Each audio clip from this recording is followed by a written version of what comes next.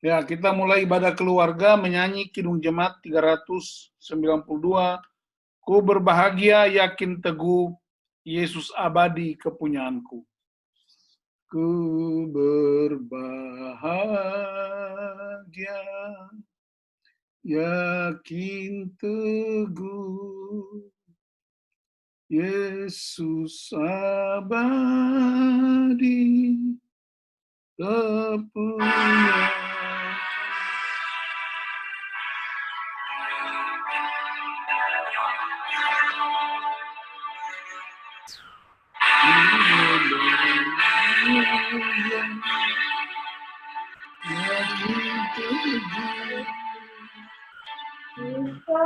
Yesus abadi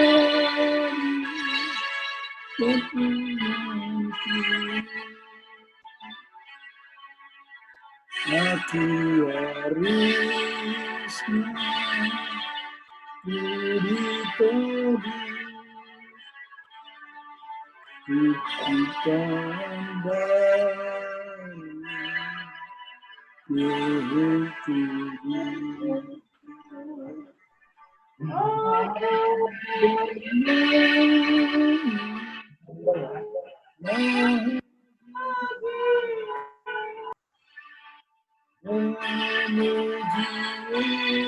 Yesus selamanya. Aku bernyanyi bahagia,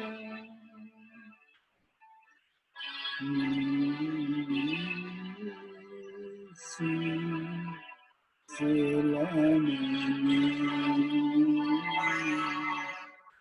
Engkau sempurna, nikmat penuh, suka surgawi melimpahiku. Lagu malaikat anak Nabi, kasih besertaku. Aku bernyanyi bahagia. Aku bernyanyi bahagia, memuji Yesus selamanya.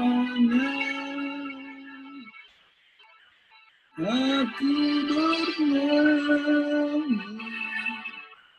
bahagia,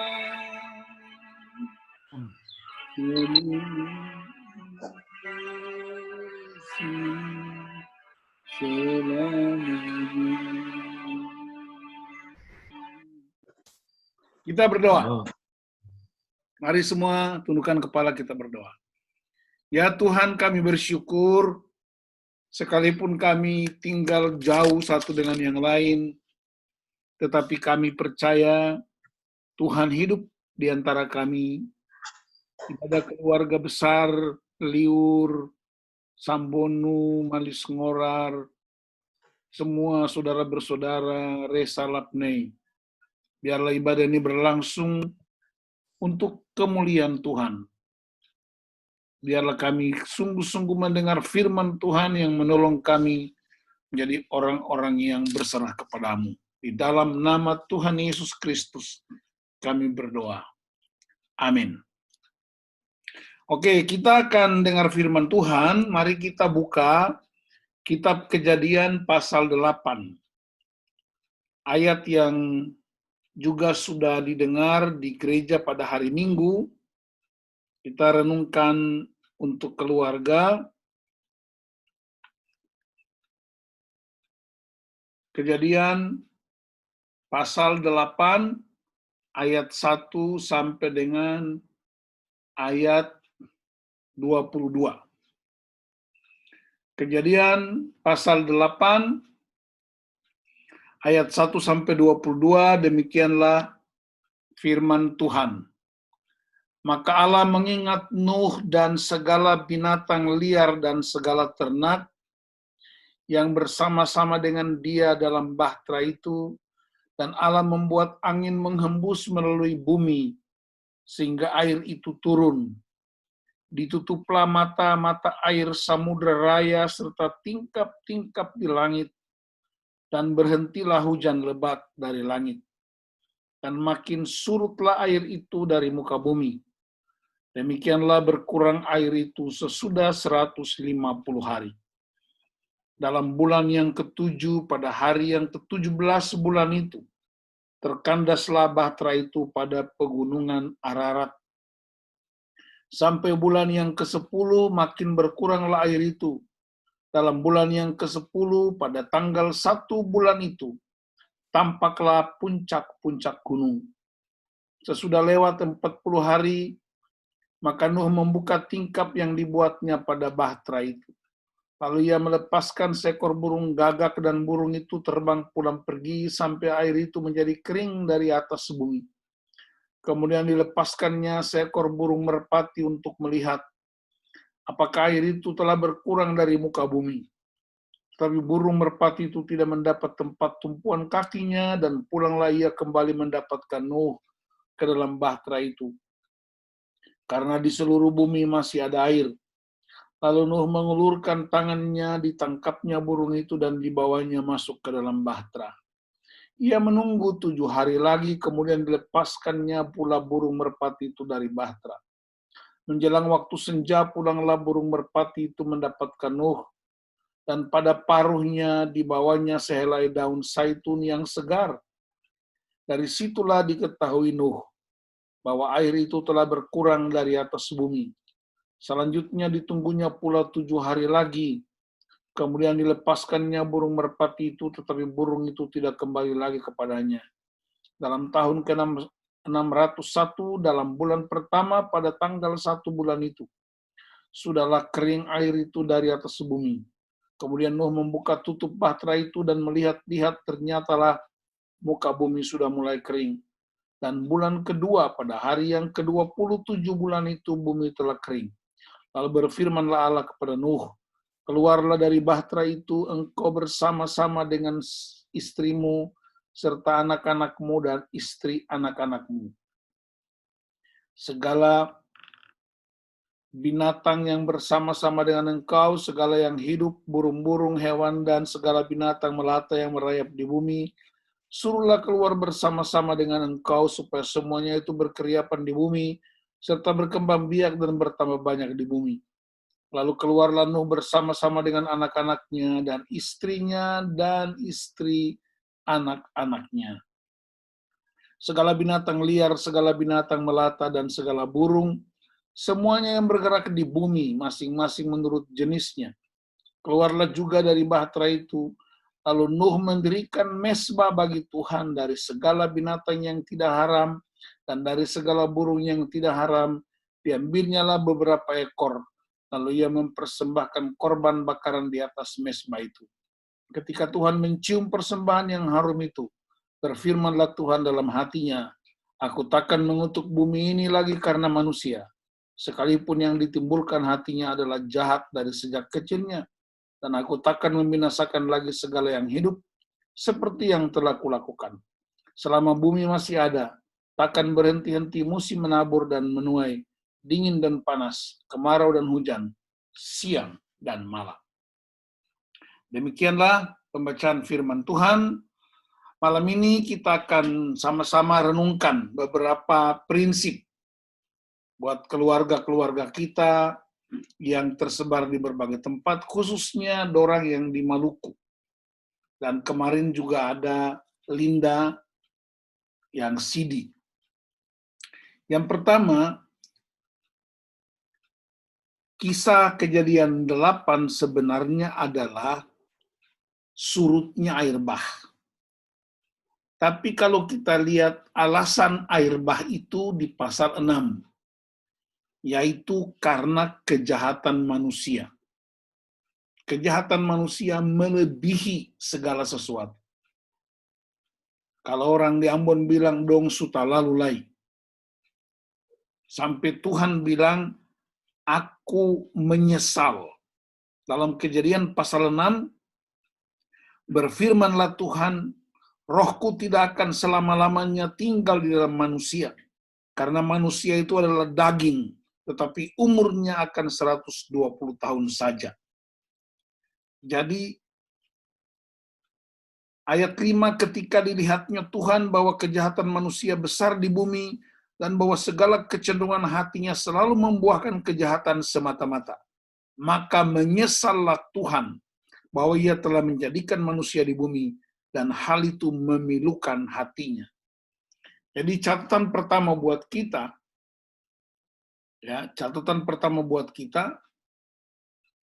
kejahatan itu memilukan hati Tuhan. Kejahatan yang begitu hebat, sehingga Tuhan memutuskan untuk memusnahkan semua yang bikin kejahatan.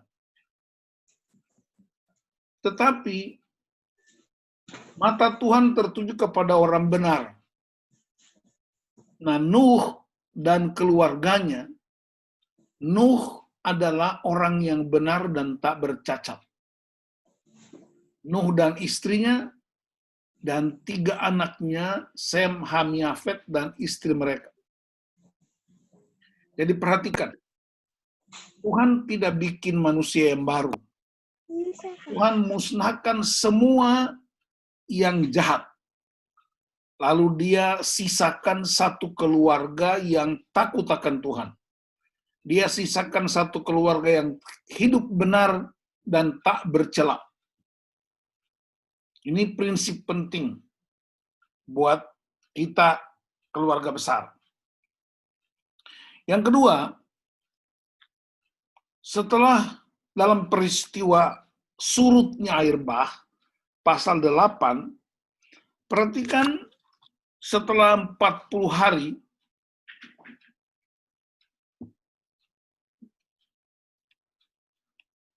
si Nuh melepaskan burung merpati.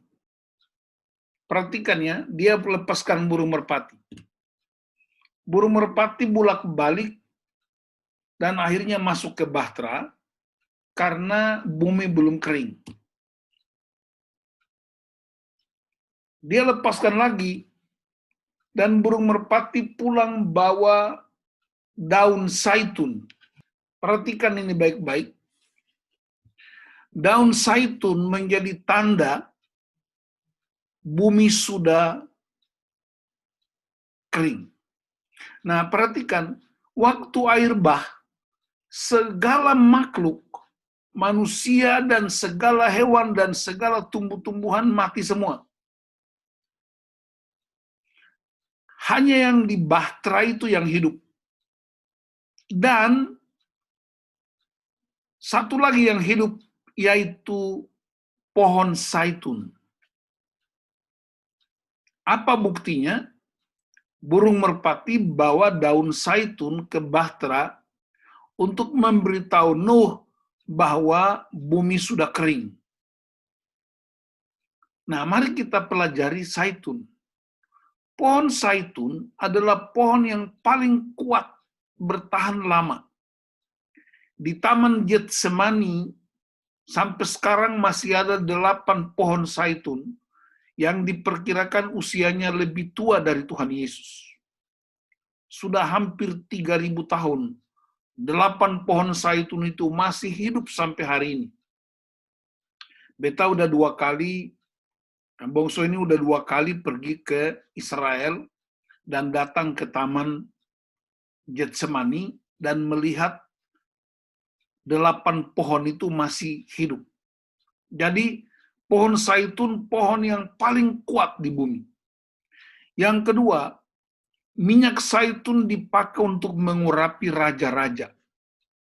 Yang ketiga, ya, ketika air bah datang, pohon zaitun tidak mati. Dalam Mazmur 128, Alkitab berkata bahwa anak-anak kita itu akan seperti tunas pohon zaitun. Jadi penulis Mazmur 128 menggambarkan anak-anak kita, cucu-cucu kita, generasi-generasi baru kita akan seperti tunas pohon zaitun. Kenapa? Karena pohon zaitun itu kuat. Dalam keadaan apapun anak-anak kita kuat. Karena orang tuanya takut Tuhan. Dalam Mazmur 128 ayat 1 dia bilang begini, berbahagialah setiap orang yang takut akan Tuhan, yang hidup menurut jalan-jalan Tuhan, maka mereka tidak akan berkekurangan, hidup mereka penuh berkebahagiaan, istri seperti pohon anggur yang subur, anak-anak seperti tunas pohon zaitun sekeliling meja. Jadi ketika air bah datang pun zaitun tetap hidup. Nah, itu memberi tanda buat kita bahwa dalam krisis macam apapun, keadaan yang macam apapun, orang-orang yang takut Tuhan itu anak cucunya akan tetap kuat bertahan dalam situasi apapun. Situasi pandemik macam apapun, kita akan tetap kuat, kita tetap hidup. Karena kita di orang tua yang takut akan Tuhan, yang hidup menurut jalan-jalan Tuhan. Itu yang pertama, pohon zaitun. Waktu merpati bawa daun zaitun ke Nuh di Bahtera untuk menunjukkan bahwa bumi sudah kering dan pohon zaitun menjadi tanda kehidupan. Yang kedua, ketika Tuhan suruh Nuh dan keluarganya keluar dari Bahtera bersama dengan seluruh hewan yang ditampung di Bahtera. Bahtera itu ibarat seperti sebuah akuarium raksasa. Dia seperti kebun binatang yang terapung. Jadi semuanya keluar. Untuk apa keluar? Berkembang biak. Seolah-olah Taman Eden yang baru, bumi yang baru. Yang rusak, yang hancur, yang jahat itu Tuhan musnahkan. Lalu Tuhan pulihkan kembali, yang tinggal di Bahtera itu mereka berkembang biak.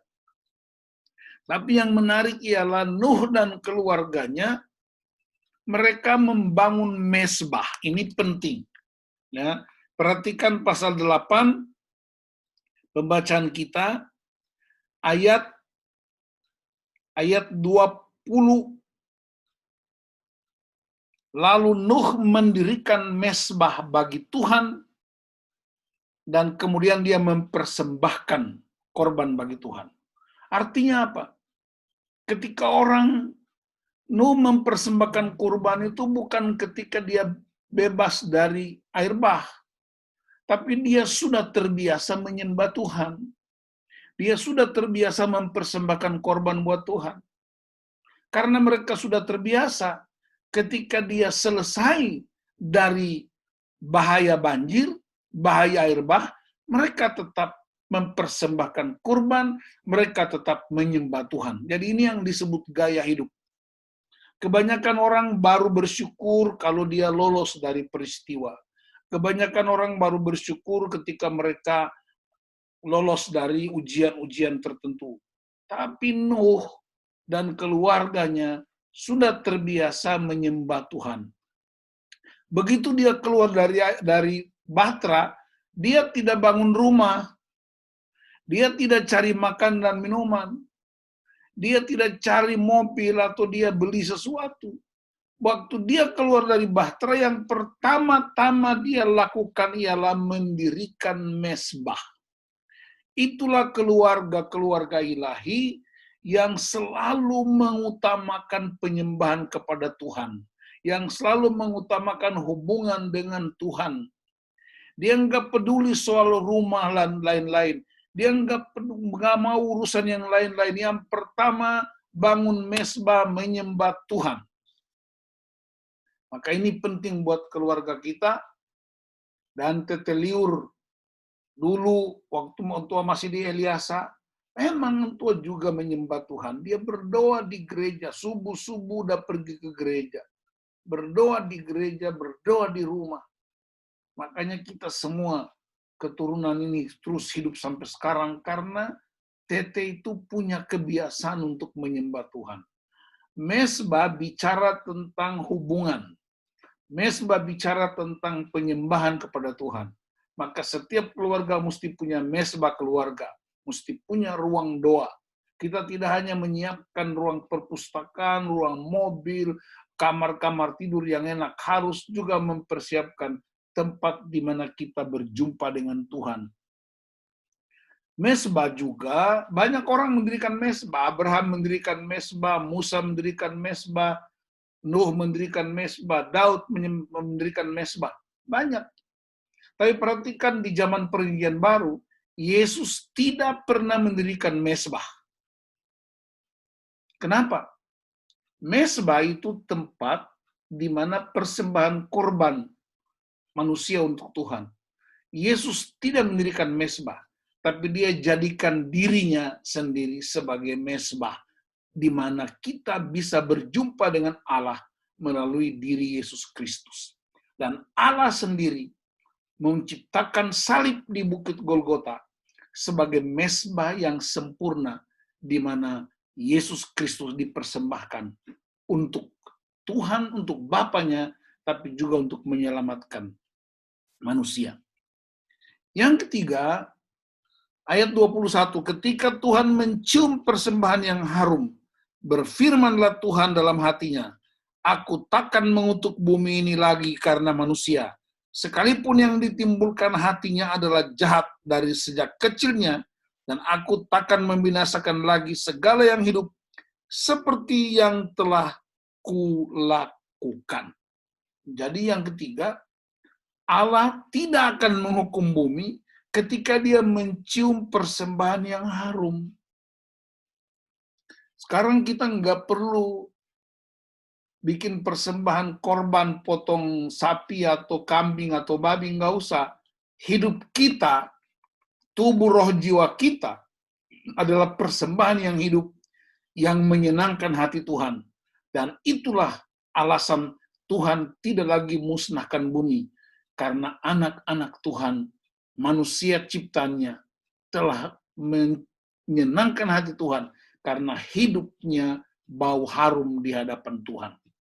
Perkataan kita, pikiran kita, tindakan kita adalah bau harum yang membuat Tuhan tidak lagi menghukum bumi, tidak lagi musnahkan bumi. Dan yang terakhir ada janji Tuhan. Pada ayat 22, selama bumi masih ada, takkan berhenti-henti musim menabur dan menuai, dingin dan panas, kemarau dan hujan, siang dan malam. Artinya, Tuhan tidak hanya memelihara manusia dari air bah, Tuhan tidak hanya mencium bau harum dan berjanji untuk tidak musnahkan bumi, tapi Tuhan juga memelihara manusia, di mana ada masa menabur, ada masa menuai, ada musim dingin, ada musim panas, ada musim kemarau, ada musim hujan, ada siang dan malam. Seluruh perputaran bumi ada dalam tangan Tuhan. Masa menabur, masa menuai, diatur, dan dikendalikan oleh Tuhan. Mari kita menjadi seperti keluarga Nuh, yang takut Tuhan, yang hidup tak bercela, yang suka mempersembahkan hidup buat Tuhan, membuat bau harum yang membuat Tuhan disenangkan, dan kita menjadi garansi Tuhan tidak lagi menghukum bumi, tapi Tuhan juga berjanji memelihara supaya bumi ini akan terus Tuhan kendalikan bumi dan segala isinya. Tuhan juga kendalikan hidup kita. Sehingga malam ini seluruh keluarga besar kita dapat firman Tuhan, dapat penguatan. Dan karena kemarin Linda Sidi, pesan buat Linda ialah biarlah hidupmu menjadi mesbah bagi Tuhan, hidupmu menyenangkan hati Tuhan, hidupmu menjadi berkat buat keluarga, buat masyarakat, buat bangsa-bangsa. anak cucu kita, anak cucu teteliur, cicitnya akan terus seperti pohon zaitun yang kuat, yang minyaknya mengurapi raja-raja, yang selalu bertahan di tengah krisis apapun. Pesan yang penting buat kita dalam masa COVID-19, dalam masa COVID-19, kita tetap menjadi orang-orang yang menyenangkan hati Tuhan dan juga bekerja sama dengan pihak lain. Tetap pakai masker, tetap cuci tangan, tetap jaga jarak, tetap mengikuti semua peraturan-peraturan yang berlaku. Itu yang disebut menyenangkan hati Tuhan. Tuhan Yesus memberkati kita, keluarga-keluarga yang takut akan Tuhan.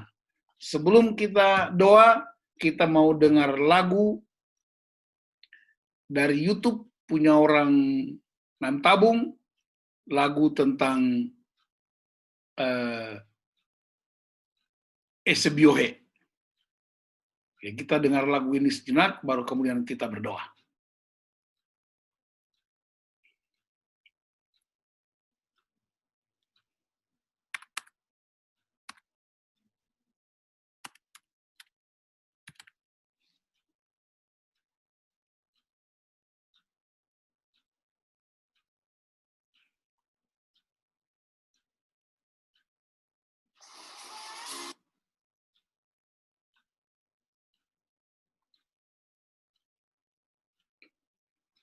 Kita ikut nyanyi sama-sama.